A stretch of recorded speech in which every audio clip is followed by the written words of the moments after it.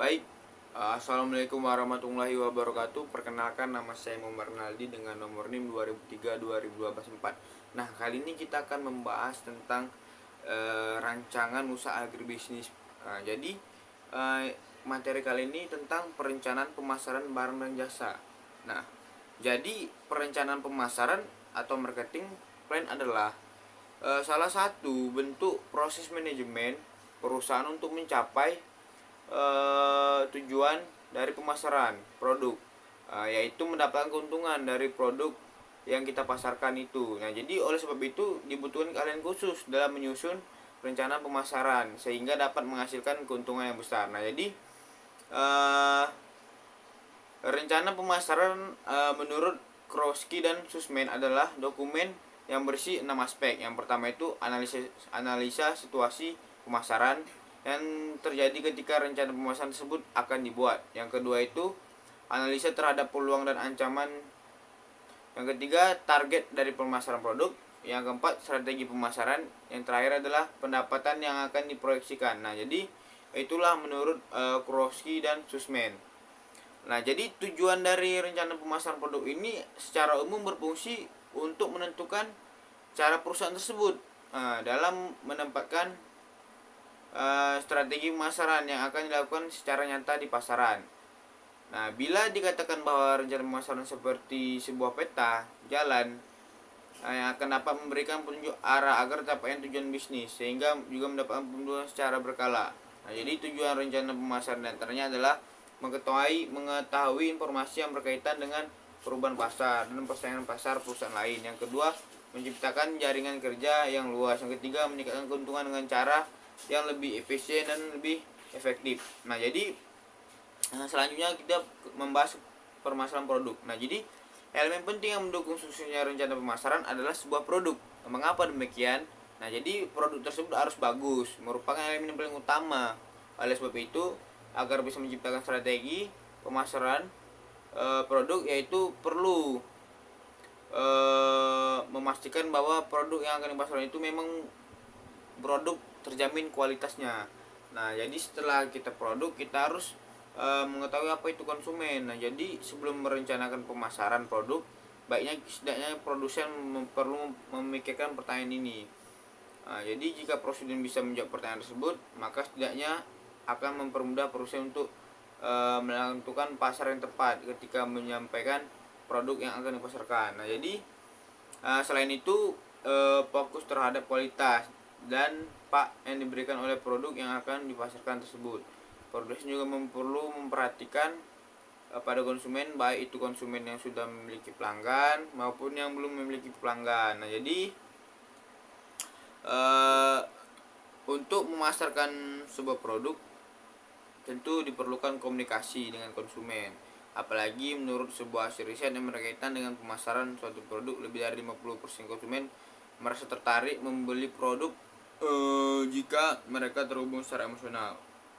Nah, jadi selanjutnya ada tim pemasaran. Jadi kita harus membentuk tim atau orang-orang yang akan memasarkan sebuah produk tersebut. Nah, jadi di sini membutuhkan kerjasama antar tim untuk mencapai kejayaan. Selanjutnya ada promosi. Nah, jadi elemen yang paling penting dari sebuah produk dan konsumen itu adalah promosi. Jadi bagaimana strategi kita untuk memasarkan sebuah produk supaya konsumen itu tertarik membeli produk kita. Nah, jadi itu sangat penting. Nah, analisis. Jadi kita harus menganalisis nih. Tentunya sebagai produsen, kita memiliki sebuah produk, kita harus menganalisis segmen pasar di mana produk kita kira-kira akan laku terjual. Nah, jadi kita harus bisa membedakan segmentasi pasar. Misalkan ada produk kita ada yang mahal, itu cocoknya di segmen pasar yang untuk orang-orang yang ke atas, atau ada produk kita yang harganya tengah-tengah, itu untuk segmentasi pasar yang orang standar. Ada juga yang murah, itu untuk segmentasi pasar untuk orang-orang yang kurang mampu. Nah, jadi kita harus memiliki target. Nah, jadi sebagai produsen, sebagai orang yang memiliki produk, kita harus memiliki target berapa produk kita akan kita jual dalam dalam 1 tahun itu, misal berapa target kita. Itu sangat penting karena kita harus mengetahui perkembangan sejauh mana sebuah produk kita. Selanjutnya adalah positioning. Jadi setelah target, maka selanjutnya kita harus lakukan adalah positioning. Pada dasarnya positioning merupakan langkah yang membuat Anda bisa menentukan apa yang membedakan produk Anda dengan pasaran produk lainnya. Jadi kita harus bisa membedakan apa yang orang bisa memilih produk kita dengan produk lainnya, kelebihan apa yang dimiliki oleh produk kita. Nah, jadi kita laporan. Nah, jadi sebuah laporan yang menyajikan informasi penting mengenai produk dapat pasarkan melalui rencana pemasaran tersebut. Laporan sebaiknya ditulis secara ringkas, namun tetap bisa memberikan gambaran detail dari setiap aspek yang dibutuhkan pada pelaksanaan pemasaran produk. Nah, jadi kita juga menentukan pangsa pasar. Nah, jadi setelah melakukan riset yang bertujuan untuk mengetahui segmentasi pasar, maka selanjutnya perlu ditentukan pula pangsa pasar dari produk yang akan dipasarkan tersebut.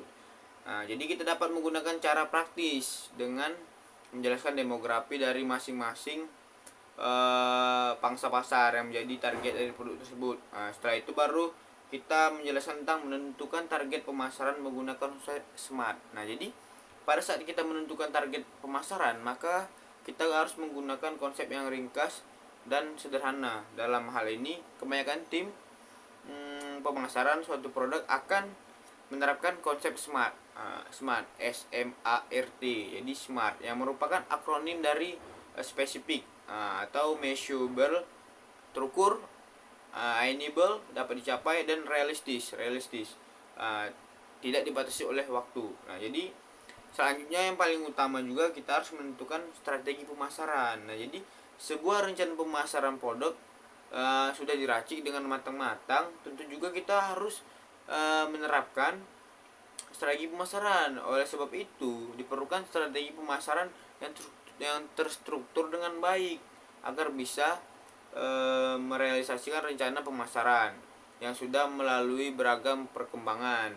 Jadi strategi pemasaran akan lebih terfokus pada cara menjangkau konsumen, misalnya saja cara mengundang konsumen untuk datang ke bazar atau pameran atau lain-lain. Nah, selanjutnya adalah membuat anggaran. Nah, jadi rencana pemasaran produk yang terakhir dan termasuk sangat penting karena berkaitan dengan uang adalah pembuatan anggaran sesuai dengan budget yang telah kita sediakan sebagai produsen. Nah, jadi contohnya gini, jadi kita harus menyiapkan budget ketika kita membuat usaha. Nah, jadi kita kira berapa modalnya, berapa nanti dapatnya. Nah, jadi selanjutnya adalah kita membuat rencana evaluasi selama 1 tahun. Nah, jadi kita memikirkan tentang evaluasi bersama dengan rencana pemasaran produk. Jadi memang harus dilakukan. Hal tersebut perlu kita pahami sebab kita tidak boleh begitu saja menganggap bahwa rencana yang akan kita lakukan itu selalu berjalan dengan mulus tanpa adanya kendala atau halangan. Jadi kita harus mengevaluasi hal-hal apa saja yang telah menghambat, mengganggu proses selama kita merencanakan hal tersebut. Nah, jadi setelah kita evaluasi, maka kita akan bisa mengetahui hal tersebut. Ketika nanti kita memulai usaha lagi, kita sudah bisa mengantisipasi kendala-kendala dan masalah-masalah yang terjadi selama dalam 1 tahun itu. Mungkin materi ini cukup saja saya sampaikan sini. Semoga materi yang dapat saya sampaikan menjadi manfaat, menjadi ilmu buat saya, menjadi wawasan buat teman-teman yang telah menonton. Saya akhir dengan wabillahi taufiq wal hidayah. Wassalamualaikum warahmatullahi wabarakatuh.